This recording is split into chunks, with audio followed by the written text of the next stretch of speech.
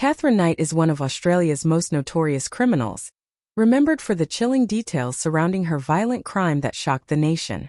In 2000, she became the first woman in Australia to be sentenced to life imprisonment without parole for the murder of her partner, John Price. The crime exemplifies domestic violence, drawing attention to the complexities of abusive relationships and the devastating outcomes that can arise. Katherine Knight was born on November 24, 1955, in Tasmania, Australia. She had a troubled upbringing marked by her parents' tumultuous relationship. Her mother, a violent alcoholic, gave birth to her in the midst of an affair, resulting in a complicated family dynamic. As a child, Knight experienced neglect and abuse, which influenced her later relationships and behavioral patterns. After the family relocated to New South Wales, she continued to struggle, and by her teenage years, she had developed a reputation for being aggressive and violent. Knight's relationships with men were often fraught with conflict. She had several partners, and her aggressive tendencies often led to violent confrontations. However, her relationship with John Price was particularly volatile. Price, a father of three, was described as a hard-working and dedicated man. Despite their tumultuous relationship, he became romantically involved with Knight, and they began living together in 1995. The relationship quickly soured, marked by jealousy and control issues. Knight's possessiveness and volatile temperament escalated tensions between the couple. Price was increasingly uncomfortable with Knight's aggressive behavior, and he sought to distance himself from her. In early 2000, Price decided to end the relationship, which triggered a violent reaction from Knight. In the weeks leading up to the murder, Knight displayed increasingly erratic behavior, including stalking and harassing Price, demonstrating her unwillingness to accept the end of their relationship. On the night of February 29, 2000, tensions reached a breaking point. After Price left for work, Knight began drinking heavily. When he returned home, an argument ensued, culminating in a physical confrontation. Knight's rage boiled over, and in a fit of violence she killed Price, stabbing him multiple times with a knife. The exact details of the murder are harrowing. Price sustained 37 stab wounds, and the attack was characterized by an extreme level of brutality. Following the murder, Knight engaged in acts of mutilation, which would later become one of the most shocking aspects of the case. After killing Price, Knight went to great lengths to conceal the crime. She skinned him and hung his body from a meat hook in the home's living room. In an act of gruesome defilement, she then cooked some of his body parts, intending to serve them to his children as a meal. This act of cannibalism not only showcased her depravity, but also added a layer of horror that would haunt the community and the legal system for years to come.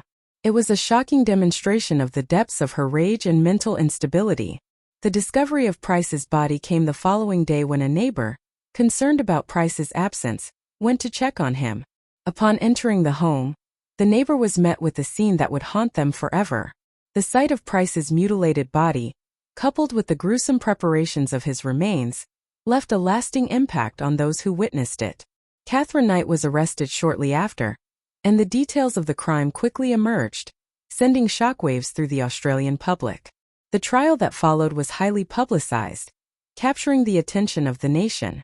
Knight's defense team argued that she suffered from a mental illness, presenting her as a victim of her traumatic upbringing and abusive relationships. They contended that her actions were a result of a temporary psychotic episode, triggered by the trauma and emotional distress she had endured. This argument was met with skepticism by the prosecution and much of the public, who saw the murder as a calculated act of violence, rather than an impulsive reaction. During the trial, chilling details emerged about Knight's past relationships and her propensity for violence. Former partners testified about her aggressive behavior and the threats she had made in previous relationships, painting a portrait of a woman who was both terrifying and deeply troubled. The jury was tasked with grappling, not only with the brutal facts of the case, but also with understanding the complex nature of Knight's psyche. In the end, the jury found her guilty of murder, and she was sentenced to life in prison without the possibility of parole. Katherine Knight's case raised numerous questions about domestic violence, mental health, and the justice system's ability to protect victims. The circumstances surrounding her upbringing and her subsequent relationships highlighted the complexities of abusive dynamics, where victims can sometimes become perpetrators. This case served as a grim reminder of the dark realities of domestic violence and the consequences it can have on individuals and families. Following her conviction, Knight's case continued to attract attention, becoming emblematic of the issues surrounding violence against women and the need for increased awareness and prevention efforts. Organizations advocating for victims of domestic violence sought to use the case as a catalyst for change, pushing for improved resources and support systems for those caught in abusive relationships. The public response to Knight's crime fueled discussions about mental health and the importance of addressing the underlying issues that contribute to violent behavior. Despite her life sentence, Knight has remained a controversial figure, eliciting a range of responses from the public and media.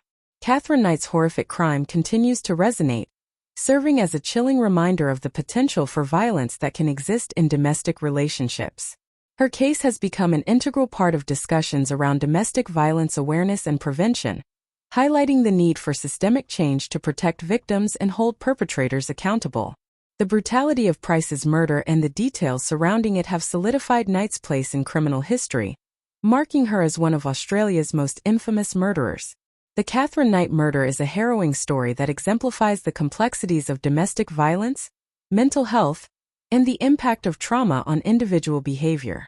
Her life, marked by abuse and turmoil, culminated in a horrific act that shocked the nation and raised critical questions about the nature of violence and accountability. As society continues to grapple with the issues surrounding domestic abuse, Knight's case serves as a stark reminder of the potential consequences when such issues go unaddressed. The legacy of her crime underscores the urgent need for increased awareness, prevention, and support for those affected by domestic violence, highlighting the importance of fostering healthy relationships and addressing the root causes of aggression. Thank you for listening to another episode of Loopholery, your go-to podcast channel for quick, witty, and insightful takes on random topics, all in 8 minutes or less. Whether we're diving into quirky facts, exploring weird loopholes, or just pondering life's strange questions, we keep it short, fun, and engaging. Perfect for curious minds on the go. Like or subscribe, and get your fix of unpredictable knowledge bites.